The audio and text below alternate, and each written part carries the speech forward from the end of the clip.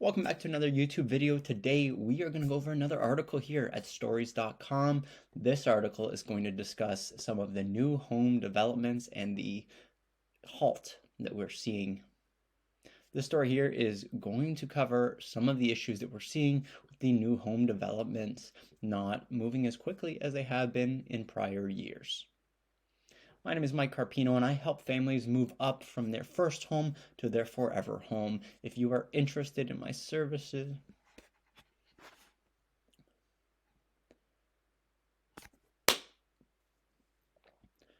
the article we're going to cover today is discussing new home prices and how they are dropping, what builders are doing to get some of these properties sold in a more difficult, challenging market.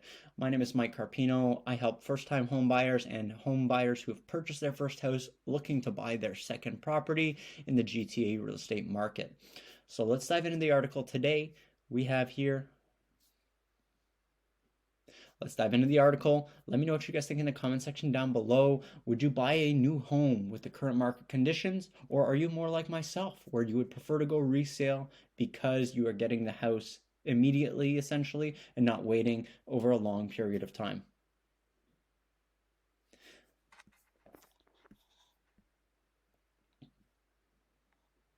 All right, article is titled New Home Prices See an Annual Drop After Year of Rising Rates. The Declining Demand. The national supply of unabsorbed single-family homes was up 37. The national supply of unabsorbed single-family homes was up 37.6% in December of 2023 compared to a year prior. Now, unabsorbed means unsold. So these developers are left with 37% more inventory than they were in the prior year. Concerning? Yes. Rising interest rates, elevated borrowing costs, and waning demand weighed on the home builders across Canada in 2023, leading to an annual decline in new home prices come year end. According to Statistics Canada, the National New House Pricing Index declined 0.9% year over year in December. Locally, prices fell or were unchanged in 21 of 27 census metropolitan areas included in the index. The most significant annual decline was reported in Ottawa, with prices falling almost 5%, followed by Victoria at 4.2%. In comparison, new home prices in these cities experienced an annual increase of 6.6 in 2022 and 3.7 in 2022.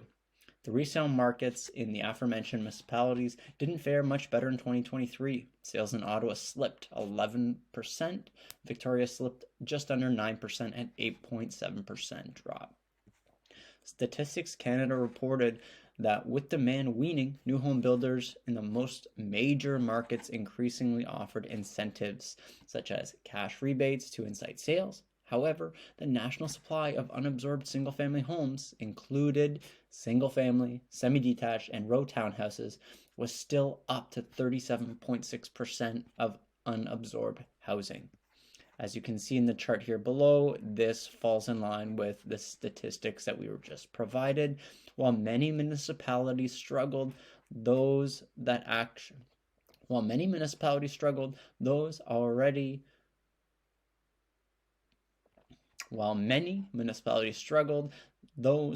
bore more affordable conditions saw new home prices inch up year over year in December, which is also good news. The greatest annual gains were seen in Quebec, Calgary as of December. The greatest annual gains were seen in Quebec at 3.3%, Calgary at 2.7%. As of December, the benchmark price of a single-family home in Canada was $779,000. In Quebec, it was $392,000, and in Calgary, it was $635,000. This is further cementing its stance as Canada's hottest real estate market. Calgary is also experiencing monthly increases on new home prices in December. Local builders attributed 0.4% bump in November to December in rising construction costs.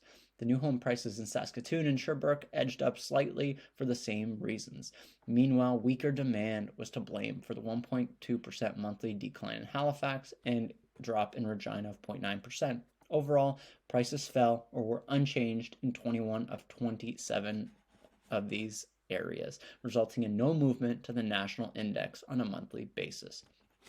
When we're going over a lot of this, some of it may just seem like numbers, but essentially what we're seeing is new homes are not selling like they were. Me being based in the GTA, I am constantly getting emails from builders with new offers.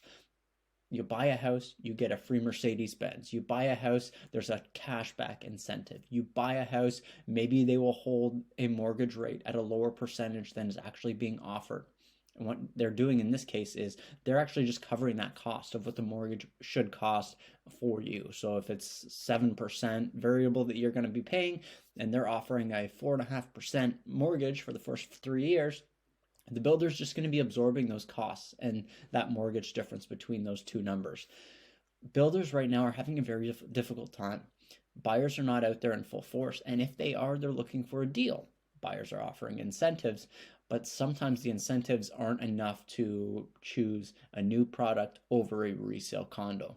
For example, in Milton, we have a listing there priced under $600,000. Just up the street, the builder is selling a same size unit for $640,000. So even if you're getting incentives, it may not be enough for you to go new versus a resale product. The problem here is builders have committed to projects so far in advance, and they do have to continue on with the product. They have to make sure that the project is complete, and you're going to find yourself in this situation here where you have almost 38% of this inventory that's being unabsorbed across the country. Ontario, BC are seeing some issues. Calgary, we're seeing a market that's crazy. Things are selling quickly. There's multiple offers. The inventory is limited. So if you're in Calgary, the market is fantastic for you. I don't know if that's due to all of the advertising in Ontario for people to move to a more affordable province. If it is, it worked. If it's not, Calgary is seeing a boom in pricing, which is great for anybody who lives there and anybody who is working in that Calgary market. It's fantastic if you have property out there. Let me know what you think in the comment section down below. Do you think new builds are worth it in today's current market? Would you be jumping at some of these incentives that the builders are offering? Love to hear what you think. My name is Mike Carpino, and I'll see you in the next video. Thanks so much. Have a great day.